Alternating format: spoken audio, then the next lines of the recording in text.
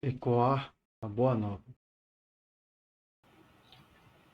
Espiritualidade diária, 21ª semana. Nós tínhamos visto que no final da semana passada eles tinham decidido matar Jesus, né? E Judas tinha se apresentado lá para entregar Jesus quando houvesse oportunidade. Então agora nós vamos ver a preparação para a Páscoa. Jesus estava indo para Jerusalém para celebrar a Páscoa. Então nessa 21ª semana nós vamos ver Jesus se preparando para ir para a Páscoa. O cordeiro pascual vai ser substituído. No lugar dos bodes, bezerros, vai ficar o Filho de Deus. Então, no primeiro dia, nós vimos a entrada triunfal de Jesus em Jerusalém. Trouxeram a jumenta e o jumentinho, cobriram-nos com seus mantos e fizeram-no montar. Então a multidão estendia os mantos pelo caminho, cortava ramos de árvore e espalhava-os pela estrada. E toda aquela multidão que o precedia e que o seguia clamava: Hosana ao filho de Davi, bendito aquele que vem em nome do Senhor. Hosana no mais alto dos céus. Quando ele entrou em Jerusalém, alvoroçou-se toda a cidade, perguntando: Quem é este? A multidão respondia: É Jesus, o profeta de Nazaré da Galileia. Com grande indignação dos príncipes dos sacerdotes e dos escribas que assistiam a seus milagres e ouviam os meninos gritar no templo: Hosana ao filho de Davi. Então Jesus entra em Jerusalém montado no jumentinho, um animal de carga. Não seria o animal de um rei, né, que seria um grande e belo cavalo, mas ele vai no jumentinho, um simples animal de carga. Chega dessa forma humilde, é recebido pelo povo, gritando: Hosana, filho de Davi. E o povo fala: é Jesus de Nazaré, Jesus, o profeta de Nazaré, da Galileia. E os sacerdotes não gostam de ver Jesus no templo, ensinando e fazendo milagres. E os sacerdotes ficam ainda mais chateados, os sacerdotes e os escribas, com Jesus sendo aclamado pelo povo, ensinando ao povo. Eles já tinham decidido matar Jesus e já estavam procurando a oportunidade. Essas coisas só fazem com que eles fiquem ainda mais chateados com Jesus. Então, segundo dia, regra de discernimento espiritual. É próprio do anjo mau, que se disfarça em anjo de luz, entrar com o que se acomoda à alma devota e sair com o que lhe convém a si, isto é, trazer pensamentos bons e santos acomodados a essa alma justa e depois, pouco a pouco, procurar sair-se trazendo a alma aos seus enganos e cobertos e perversas intenções. Então, por exemplo, Santo Inácio, quando ele vai estudar, que ele percebe que precisa estudar para ser padre não, nessa época ele ainda não queria ser padre, para servir a Deus, ele precisava estudar. Ele tinha os momentos de oração durante o dia, né? Mas quando chegava à noite e ele ia rezar, quando chegava à noite e ele ia dormir, ele tinha uma vontade de rezar e ficava rezando horas e horas à noite. E aí no dia seguinte o que acontecia? Ele ia na escola e não conseguia acompanhar a aula, porque estava morrendo de sono, né? Não dormiu direito. Isso aconteceu várias vezes, até que o professor dele chamou a atenção e falou que não queria ele mais lá na sala, e ele percebeu que essa vontade de rezar antes de dormir não vinha de Deus.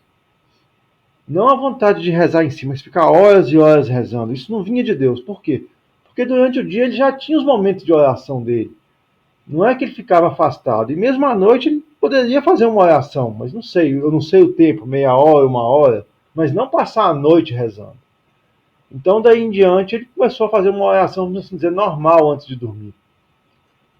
E percebeu que essa vontade de rezar não vinha de Deus porque o fruto dela era mau. O fruto dela é que ele não dormia, não dava conta de estudar. E ele precisava estudar e aprender para servir a Deus. Então, o anjo mau às vezes nos engana com coisas que são aparentemente boas, tipo rezar. Então, na vida é preciso ter discernimento. Há uma hora para rezar, há uma hora para trabalhar, há uma hora para estudar, uma hora para tudo.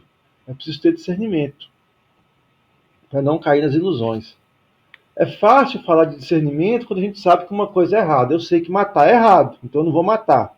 Mas o discernimento é difícil quando você não vê uma coisa que é má em si, Mas quando é um bem, é um mal disfarçado de aparência de bem, como é esse caso de Santo Inácio, né? Ficar rezando a noite inteira e no dia seguinte ele não conseguir estudar. É um mal disfarçado em aparência de bem. Aí é difícil. Então devemos estar muito atentos ao decurso dos pensamentos. Se o princípio, meio e fim são inteiramente bons, inclinando a todo bem, é sinal do bom anjo. Mas se no decurso dos pensamentos que traz acaba em alguma coisa má, ou menos boa que aquela que a alma antes se propuser a fazer, ou a enfraquece, a inquieta ou a perturba, tirando-lhe a paz, tranquilidade e quietude que antes tinha, é claro sinal que procede do mau espírito, inimigo de nosso proveito e salvação eterna. Então a gente tem que ver se o pensamento nos leva a algo bom, a fazer uma coisa que é boa, ou se aquela ideia, aquele pensamento que a gente tem nos leva a fazer algo que é menos bom do que o que estamos fazendo, para saber se vem de Deus ou não. Veja, aqui nós estamos falando de ser enganado pela falsa aparência de Deus, pela falsa aparência de bem de novo, que é mais difícil de perceber. Naqueles que progridem de bem e melhor, o bom anjo toca-lhes a alma doce, leve e suavemente, como a gota de água que penetra numa esponja. E o mau anjo toca agudamente, com ruído e agitação, como quando a gota de água cai sobre a pedra. E aos que vão de mal em pior, os mesmos espíritos tocam-nos de modo oposto. A causa dessa diversidade está na disposição da alma ser contrária ou semelhante à dos ditos anjos. Porque quando é contrária, entram com ruído e comoção, de maneira perceptível, e quando é semelhante, entram silenciosamente, como em casa própria de porta aberta. Então, 3 graus de humildade. O que é humildade? A humildade é o reconhecer a minha correta posição no mundo diante de Deus e diante dos homens, ou seja, que eu sou inferior a Deus, que Deus é superior a mim, e que eu sou um homem como os outros homens. Então aqui nós vamos diferenciar 3 graus de humildade. Primeiro grau, é necessário para a salvação eterna, a saber, que assim que me abate e assim que me humilhe, quanto em mim seja possível, para que em tudo obedeça à lei de Deus nosso Senhor, de tal sorte que nem que me fizesse Senhor de todas as coisas criadas no mundo, nem pela própria vida temporal, eu nem esteja a deliberar se hei de infringir um mandamento, quer divino, quer humano, que me obrigue a pecado mortal. Então, o primeiro grau de humildade é reconhecendo que Deus é Deus, né? Eu não vou cometer um pecado mortal. Eu não vou ficar deliberando se eu cometo ou não um pecado mortal. Isso é necessário à salvação da alma, porque é a obediência a Deus. É a obediência básica. Qual que é o segundo grau de humildade? É a humildade mais perfeita que a primeira, a saber, se eu me acho em tal ponto que não quero, nem me apego mais a ter riqueza que pobreza, a querer honra que desonra, a desejar vida longa que curta, a tal ponto que nem por tudo criado, nem que me tirassem a vida, eu não esteja a deliberar se hei de cometer um pecado venial. Um pecado venial é um pecado menos grave, né? O pecado mortal, ele quebra a caridade com Deus e com o irmão. Então, ele condena a pessoa ao inferno, se não houver arrependimento, né? Porque Deus sempre recebe de braços abertos quem se arrepende. Já o pecado venial, ele fere o vínculo de amor e caridade com Deus e com o irmão, mas não chega a quebrar. Então, vamos dizer, é como se fosse um pecado mais leve. Aí imagina, por exemplo, Santo Agostinho vai dar um exemplo mais ou menos o seguinte: imagina um grão de trigo que é leve. Se um pecado venial é leve igual um grão de trigo, será que eu devo me preocupar com ele? Bom, um grão de trigo é leve, eu seguro ele na mão. Mas e um monte de um monte feito com e grãos de trigo quando se juntam demais e viram um monte que esmaga uma pessoa de tanto peso? Então um monte de grão de trigo é pesado, tão pesado que eu não consigo levantar. Chega uma hora eu não consigo levantar. Então o pecado venial também chega uma hora que, por mais que um pecado em si não quebre o vínculo, a repetição de pecados veniais é de criar preocupação na alma. Então, o segundo grau, quando eu estou limpando os meus pequenos defeitos, aquele defeito daquela mentirinha boba, que parece boba, aquela insinceridade, aquela coisa que eu falo assim, não, isso nem é grave, mas eu sei que é errado. Então, o segundo grau de humildade é quando eu percebo que essas pequenas coisas atravancam o meu crescimento na vida espiritual. e começo também a não praticá-las mais.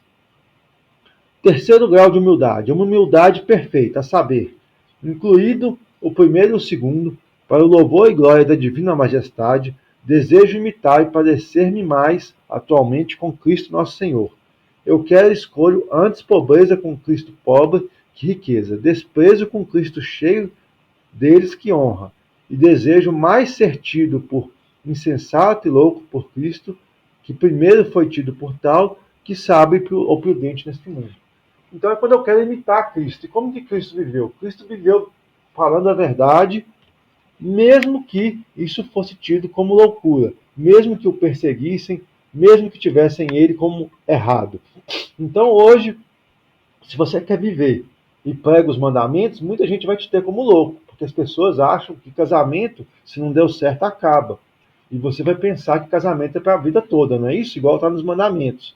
E por aí vai. Então, o terceiro grau de humildade é quando eu saio do simples cumprimento e abraço, por amor de Deus, a vida perfeita. Às vezes, deixar tudo, bens, seria melhor representado na vida dos padres e das freiras, mas a vocação depende de um chamado específico de Deus. O mundo não vai virar um monastério, não. A maioria dos cristãos, dos católicos, não é chamada a ser padre e freira. E para saber se é chamado ou não, tem que ver no coração se Deus chama a essa vida ou não, discernindo o que passa no coração. Então, quarto dia, para fazer eleições. Né? Eleições são escolhas na vida. Uma escolha pode ser a escolha do matrimônio, a escolha do sacerdócio, a escolha de uma profissão, ser médico, engenheiro, ser pedreiro, ser cozinheiro, enfim, escolhas. A escolha também pode ser comprar ou não um carro, uma casa, adquirir ou não um bem. Então, para fazer escolhas na vida. Em toda boa escolha, eleição, quando é da nossa parte, o olhar da nossa intenção deve ser simples, tendo somente em vista o fim para que sou criado, a saber, para louvor de Deus nosso Senhor e salvação da minha alma. E assim, qualquer coisa que eu escolher, eleger, deve ser para que me ajude para o fim que sou criado, não colocando os meios acima dos fins, mas tendo claro o fim e escolher o meio mais adequado para atingir o fim. Então, o fim é amar e servir a Deus, né? Louvar a Deus e servir. Servir a Deus, servir ao próximo. Então, o fim de escolher uma profissão, um casamento, um sacerdócio, é que eu sirva a Deus e ao próximo naquilo que eu vou fazer. Assim acontece que muitos elegem primeiro casar-se, o que é um meio, e em segundo lugar servir a Deus Nosso Senhor no casamento, quando servir a Deus é fim. Assim também há outros que em primeiro querem ter um benefício, emprego, carreira, herança, e depois servir a Deus neles, de maneira que estes não vão diretos a Deus, mas querem que Deus venha direto às suas afeições desordenadas, e por conseguinte fazem do fim um meio e do meio um fim, de sorte que o que haviam de pôr primeiro, os fins, a finalidade, põem por último. Então, tem gente que faz isso, né? Quando eu casar, eu vou criar minha família na fé, vai ser tudo certinho. Mas, você tem que ter fé agora, antes do casamento. O casamento é um meio de você servir melhor a Deus, de você viver melhor a sua fé, e não é um fim. A mesma coisa o sacerdócio. Eu quero ser padre, porque se eu for ser padre... Não. Você vai servir a Deus, e depois, servindo a Deus, se você vê que serve melhor a Ele como padre, você vai ser padre. A mesma coisa. Por que eu vou querer ser médico, engenheiro, dentista, cozinheiro? Eu sirvo a Deus e ao meu próximo nesse emprego, nesse trabalho que eu quero?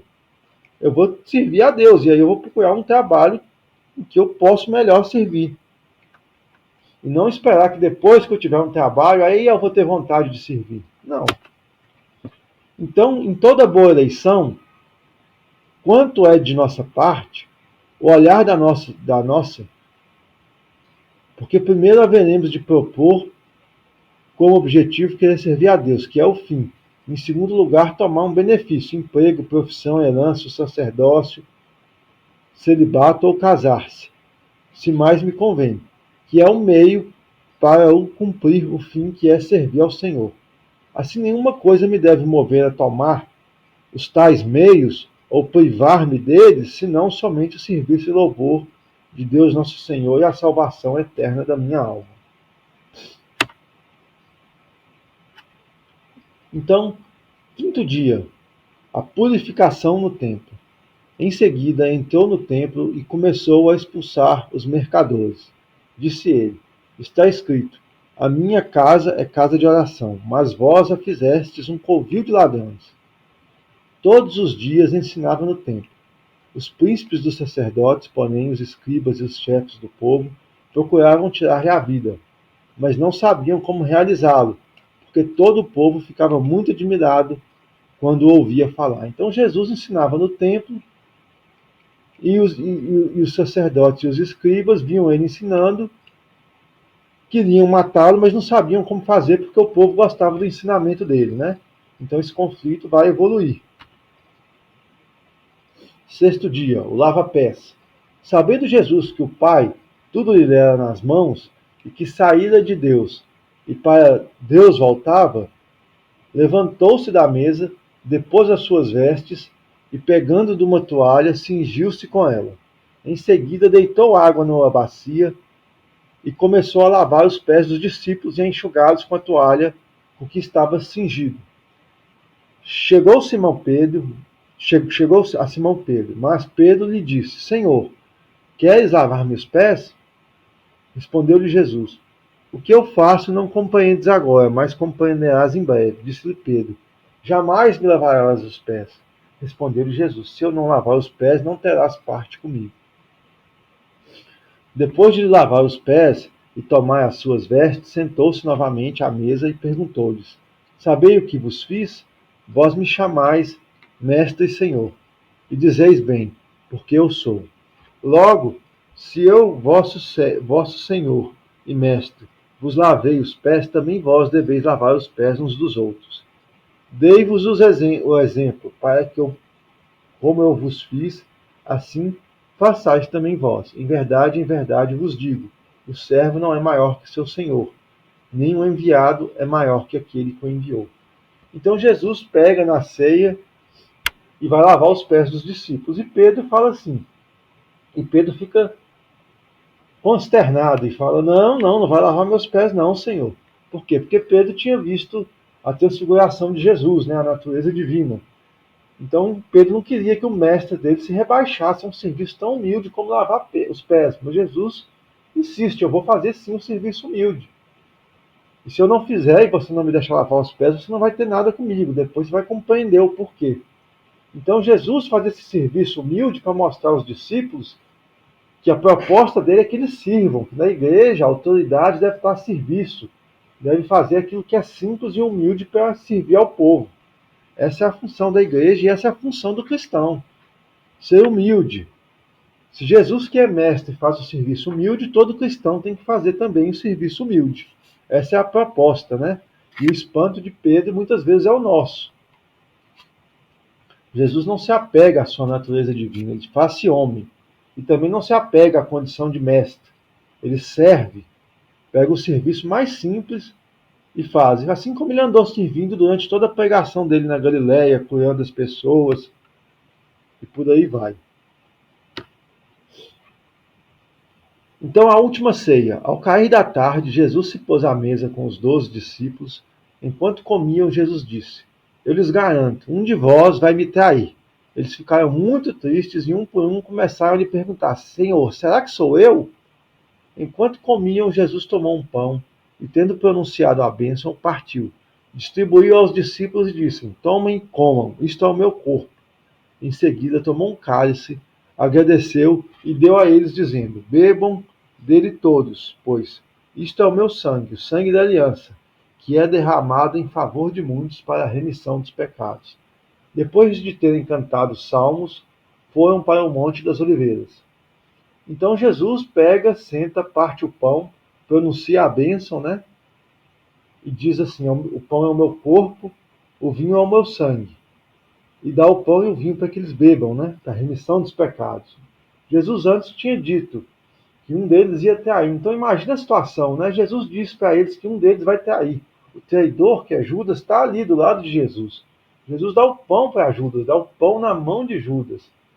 E a última tentativa de Jesus de salvar Judas, né? Judas está do lado de Jesus, que é um lugar de destaque na mesa.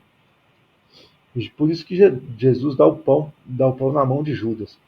E mesmo nessa tentativa de salvar Judas, colocando Judas no lugar de honra,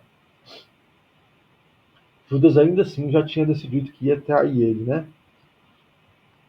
Mas imaginem essa cena, como essa última ceia de Jesus, sabendo que um daqueles 12, né, Judas, que era aquele discípulo que passou a vida com ele, que era um amigo, ia trair ele. É, assim somos nós, seres humanos.